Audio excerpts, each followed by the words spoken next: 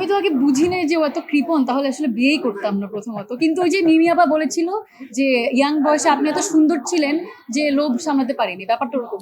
আসলে এটা তো অপ্রত্যাশিত এবং আমি কোনোদিন চিন্তাও করি নাই। আর আমার কাছে এটা একটা জিনিস মনে হয় যে যেটা আমি চিন্তা করিনি যে আমি ঈদে একটা ছবি হবে, সেখানে আহ, এত বড় বড় আর্টিস্টের মধ্যে আমি কাস্টিং হব এবং এত বড় আর্টিস্টদের মধ্যে মানুষ একটু হলেও আমার কথা বলবে। এখন তো দেখি একটু অনেক বেশি বলতেছে, তো এটা আসলেই আশা করিনি কোনোদিন। এবং এবং আশা যেহেতু করিনি তারপরেও পেয়েছি, এটার ভালো লাগা অন্যরকম। এবং দর্শকদের যে ভালোবাসা এবং দোয়া পাচ্ছি, আমার কাছে মনে হয় যে আমি ভবিষ্যতেও ভালো কাজের মাধ্যমে তাদের এই ভালোবাসাটা এবং দোয়াটা যাতে ফিরিয়ে দিতে পারি, এটাই আমার চাওয়া। কাজের এক্সপিরিয়েন্স ভালো। আর সিনেমা হলে যখন নিজেদেরকে ওই 90 দশকের চরিত্র বা পুরো এনভায়রনমেন্ট যখন একদম 90 দশকের ছিল, আসলে মনে হচ্ছিল যে আমরা 90 দশকেরই ওই সময়টা পার করছি। যদিও আমি 90 দশকের না, সৌম্য একদম 90 দশকের ওই জীবনযাপনটা করিনি কখনো। তো আসলে আমাদের পুরো সিনেমার অ্যারেঞ্জমেন্ট, 90 দশকের যে লুক, কস্টিউম, মেকআপ, আর যদি বলি সব থেকে বড় যে স্ট্রং পার্ট, সেটা হচ্ছে আমাদের স্ক্রিপ্ট, সংলাপ। তো মানে থাকে না যে সংলাপ যখন এত স্ট্রং হয়ে যায় তখন মানে ওই ওই ক্যারেক্টারটা আসলে ফিল করতে পারি। যখন অভিনয় করি মনে হয় যে আমি জেসমিন চরিত্রটাকেই আমি জেসমিন ওই চরিত্রে আমি বাস করছি। তো সব মিলিয়ে এক্সপিরিয়েন্স তো ভালোই, শুটিং করেছি, এখন হলে মানুষ এত ভালোবাসা দিচ্ছে, আজকে আপনাদের সাথে একসাথে দেখলাম।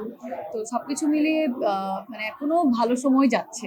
আমি গল্প জাস্ট ভাই আমাকে বলেছে আমি একটা ছবি বানাবো। তানিম ভাই আমাকে যখন প্রথম ফোন দেয় গত বছর নভেম্বরের দিকে, শেষের দিকে, তো আমাকে বলে আমি একটা ছবি বানাবো এই নভেলের উপরে, ক্রিসমাস ক্যারল নভেলের উপরে।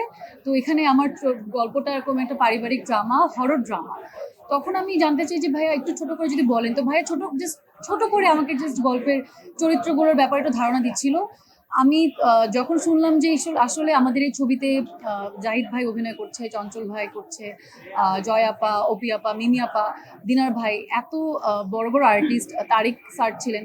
তো এত বড় বড় আর্টিস্টরা যখন একই ছবিতে কাজ করবে, এটা আমি শুনে আমি বলেছি যে আমি জানি না আমার চরিত্রকে আপনি কতটুকু মানে রাখবেন বা কতটুকু আমার চরিত্র নিয়ে কাজ করবেন, সেটা আসলে আমার মাথা ব্যথা নাই। আসলে আমি এই কাজের সাথে যুক্ত হতে চাই, কারণ আমি আপনার ডিরেকশনে কাজ করতে চাই। আর এত বড় বড় আর্টিস্টের মাঝে কাজ করার সুযোগটা একদমই মিস করতে চাই না। এটাই আমার প্রথম একদম বলা ছিল ভাইয়া, তাই না? আমি এটা বলেছিলাম না? এটাই আর কি। এরপর যখন স্ক্রিপ্ট পাই তখন তো দেখি যে ওয়াও, তখন সারপ্রাইজড হই যে আমার চরিত্র মানে অনেক ইম্পর্টেন্ট পুরো ছবিতে।